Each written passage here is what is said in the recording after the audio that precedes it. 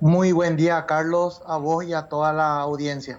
Bueno, doctor, te escuchamos hasta el cansancio, vemos videos que colgas en tus redes sociales, entrevistas que te hacen también colegas. El distanciamiento social, ¿cuán importante es? Y yo pregunto, este impacto que podríamos ver en los próximos días de este fin de semana relajado, lunes y martes relajado, ¿cómo se evalúa esa situación, doctor? Bueno, en realidad es muy importante lo que acabas de decir, Carlos, en el sentido de que esta cuarentena que nosotros estamos teniendo hoy en día ayudó a que la curva no sea tan aguda y nuestros servicios de salud colapsen. Entonces, de cierta manera está funcionando eso y nos permite a nosotros los profesionales de salud prepararnos para las eventualidades que puedan ocurrir en las próximas semanas o en los próximos meses. Muy importante es decir también que necesitamos que se hagan mayor cantidad de test para ir identificando todo lo que es las personas que están con COVID-19 de manera a aislarlos y aparte de esto, las medidas de mitigación correspondientes. Además del aislamiento, debemos también ya encarar otra forma de manejo de esta situación, a que esto probablemente en las próximas semanas van a tener que ir normalizándose algunas cosas a nivel social para reactivar, qué sé yo, la economía o continuar con el paro total. Entonces, esa es la situación actual. Nos estamos preparando y estamos equipando los hospitales. Claro, es importante precisar esto, el tiempo que estamos ganando todos estos días es para que los médicos, el personal de Blanco, de salud, se prepare y también para que el sistema pueda ampliarse, aunque la ampliación es mínima, hay que decirlo, atendiendo que el sistema ya estaba sobrecargado y que hoy existen ya algunos casos que se están tratando desde los centros de referencia. Ahora, lo que quiero entender un poquito es la estrategia aplicada en esta última parte por el gobierno, porque creo que nos falta una muy importante, doctor, que son los test masivos. Presentar 100 muestras más menos por día, ¿te parece aceptable o no? Porque desde el punto de vista de mapeo epidemiológico, aparentemente es insuficiente. Totalmente, Carlos. Nosotros necesitamos testar entre 1.000 a 2.000 personas al día. Eso es demasiado importante porque así sabemos, así como vos lo has dicho, la situación epidemiológica que nosotros tenemos de acuerdo a los test que vamos realizando y podemos aislar. Es una tarea pendiente todavía el tema de los test. Debemos poner los centros centinela en los distintos servicios de salud pública y también de previsión social. No se olviden de IPS. IPS también hoy en día forma parte del sistema de salud, ya todo en conjunto. IPS no estamos teniendo los test aún en las periféricas, debemos tener los test en las periféricas. Hay mucha gente que va a consultar por cuadros respiratorios y también en salud pública, los hospitales, ya que hay una circulación que sabemos nosotros aquí en Central y en Asunción, los hospitales como Barrio Obrero, San Pablo, IMT, INERAN, nosotros estamos testando los test también acá en IMT, pero eso debe ser 24 horas. Lambareña, Embú, toda esa zona deben tener los test correspondientes para localizar los pacientes que están con COVID-19. Claro, ahí el gobierno explica algo que es real, que de hecho lo podemos chequear también nosotros, la imposibilidad material que tenemos. Por laboratorio es difícil hacer esa ampliación. Creo que esta semana suman oficialmente a Cenaxa, que podría apoyar y mucho en este trabajo de testeo, pero aún es insuficiente. La pregunta es, ¿qué estrategia se puede lograr con China, Taiwán, Corea del Sur, no sé, algún otro país que de por ahí me haya perdido yo, que nos pueda ayudar con los test rápidos, doctor? Es muy importante que la gente entienda sobre todo el test, cómo se hace y qué recursos humanos y cómo se debe manejar eso. Sí, No es un simple test, Carlos. Eso, la persona que va a tomar el test debe tener el equipo de bioseguridad correspondiente. Absolutamente como vos lo ves en las noticias, tiene que estar todo cubierto porque el que más riesgo de contagiarse es el que toma test, porque se debe meter el hisopo en la nariz, en la profundidad y también en la boca, y eso genera a veces tos y estornudo del paciente, y con esa tos y estornudo hacen que los virus se dispersen hasta 6 metros de distancia y el personal debe estar protegido en cada toma de test. Claro. Aparte de eso, ese test debe ser enviado a un laboratorio donde debe desactivarse el virus, debe ser un laboratorio con todas las medidas de bioseguridad.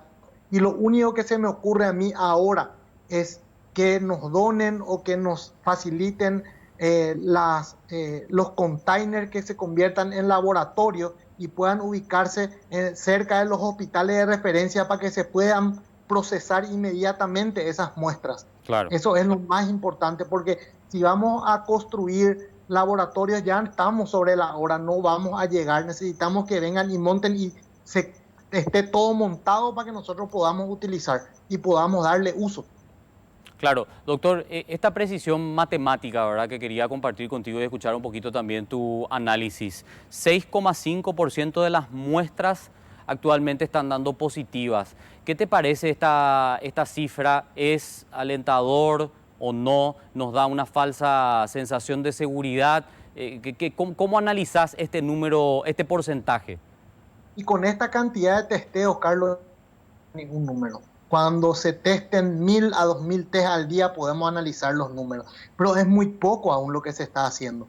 Se debe hacer más test. Eso puede ser, así como vos lo dijiste, una falsa sensación de seguridad el que salgan pocos positivos, porque se hacen pocas muestras. Cuantas más muestras hagamos, más casos vamos a tener. Eso ya lo dijo el director general de la Organización Mundial de la Salud. Hagan test. Nosotros tenemos un problema de infraestructura y sobre todo también de equipamientos. Entonces eso debemos ir corrigiendo lo antes posible, y entiendo yo la batalla que está librando el ministerio contra grandes colosos, porque acá con plata se soluciona el tema. Hay que comprar los equipos, hay que enviar al exterior para que nos puedan remitir eso, y estamos compitiendo con naciones mucho más poderosas que nosotros, inclusive podemos quedarnos al costado. Es llamar a la solidaridad y utilizar algo que estoy diciendo hace rato, Carlos. Sí. El Mercosur es letra muerta en el Paraguay. Aquí cada uno está tirando para su lado. Vemos que Brasil está por su lado, vemos que Argentina está por su lado. Aquí debemos utilizar el Mercosur capítulo salud, en donde las compras conjuntas de equipamiento o protección personal, de insumos para el testeo, se deben hacer como Mercosur en gran cantidad, y eso van a abaratar los costos, van a ser más fácil de traerlos hacia aquí y poder utilizarlos, porque separados no vamos a poder hacer nada. Somos muy pequeña la economía nuestra para competir con una economía como Brasil, por ejemplo. Totalmente, y qué irónico, ¿no? Se está planteando también políticamente la eliminación del Parlasur. ¿Para qué estamos pagando a los políticos del Parlasur? Y aquí estamos viendo una cuestión práctica. Hoy el Mercosur en realidad no nos sirve de nada. Lo acaba de decir el doctor Carlos Morínigo, y de hecho lo vemos todos los días. Sin embargo, hay gente cobrando jugosos salarios y beneficios para algo que en realidad no nos está sirviendo ni siquiera en una situación de emergencia sanitaria.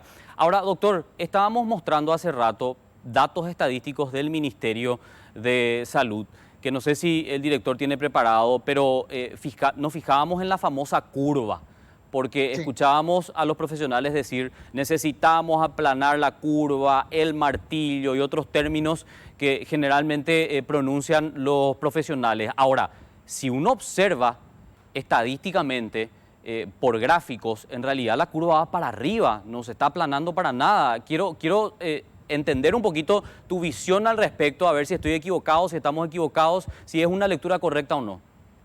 Carlos, esa curva se va a aumentar y va a tener picos.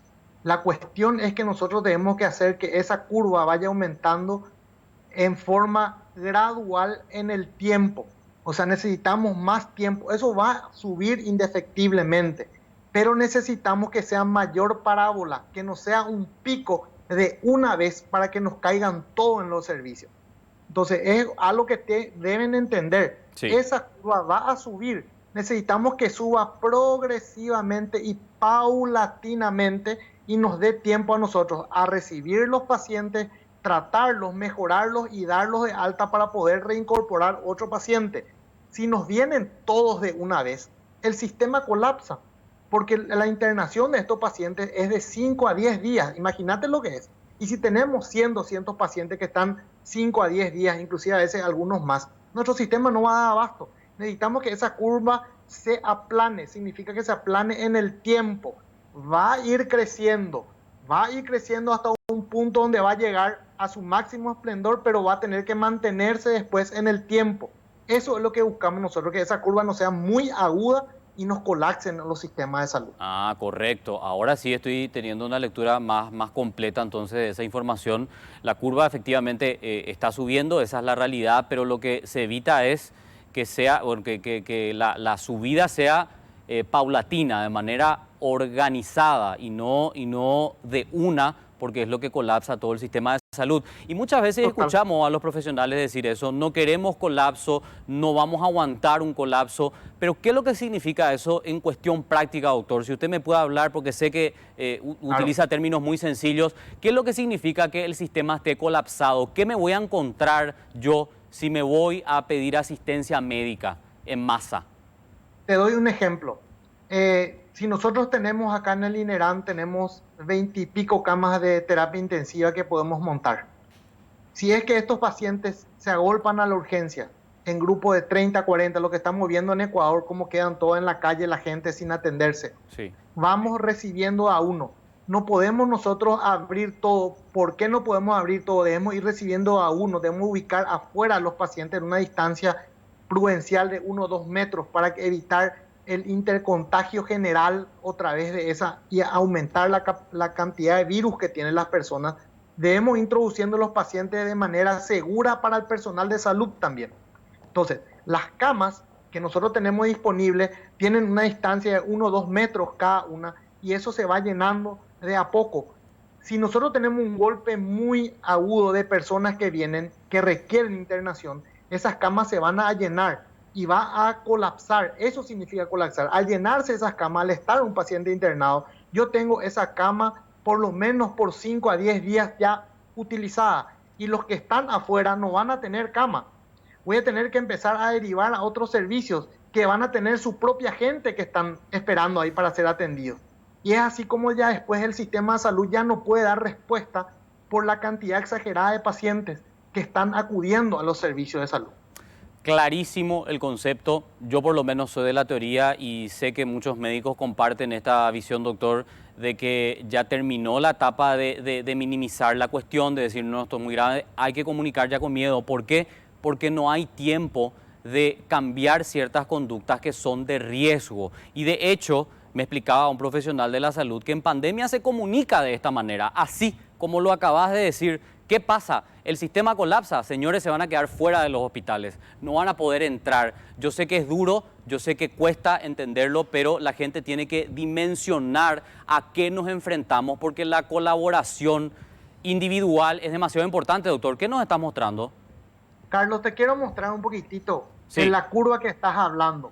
Y quiero que te fijes en esa curva superior. Esa es la que cuando nosotros colapsamos los servicios cuando hay un agolpamiento de personas. Sí. Y fíjate cómo esa curva se va aplanando, que es la curva de abajo, esta que está aquí.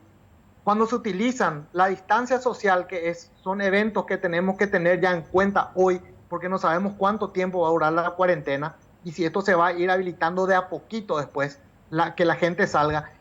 Continúa siendo la distancia social lo más importante para aplanar la curva. Y se suma una eventualidad muy importante que es el uso de máscaras. Sí, señor. Por las personas.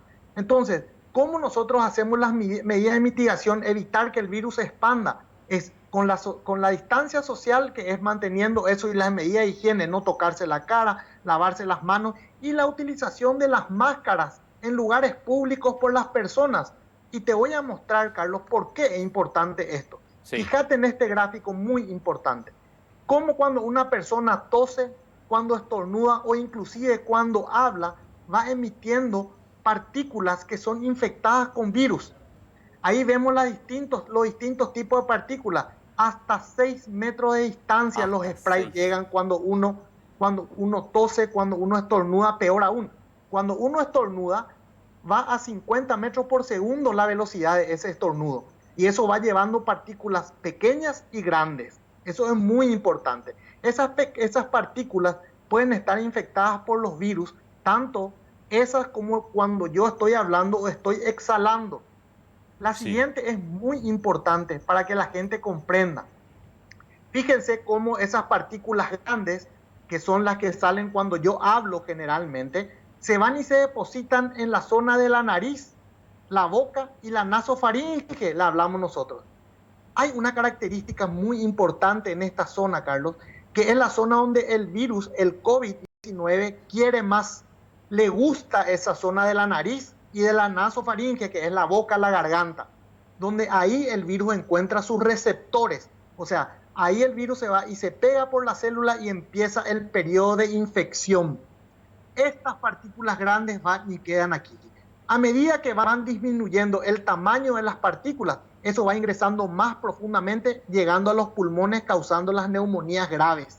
Fíjense en este gráfico muy importante donde muestra cómo las máscaras quirúrgicas pueden bloquear estas partículas que afectan exclusivamente esta zona que son el inicio de la enfermedad. Es muy importante. Y vemos cómo la máscara que utilizan los médicos, que es la N95, evita que las partículas lleguen a los pulmones y nosotros nos enfermemos. La siguiente gráfica, más que importante. Fíjense, la persona que tiene tapabocas, cómo se protege a sí misma y cómo se protege a los otros. claro. Y aquí vemos algo muy interesante en este estudio, que habla inclusive de máscaras que son hechas caseras, las máscaras de tela. Eso es muy importante, Y, doctor, porque para comprar es imposible, entonces tenemos que aprender a fabricarlas.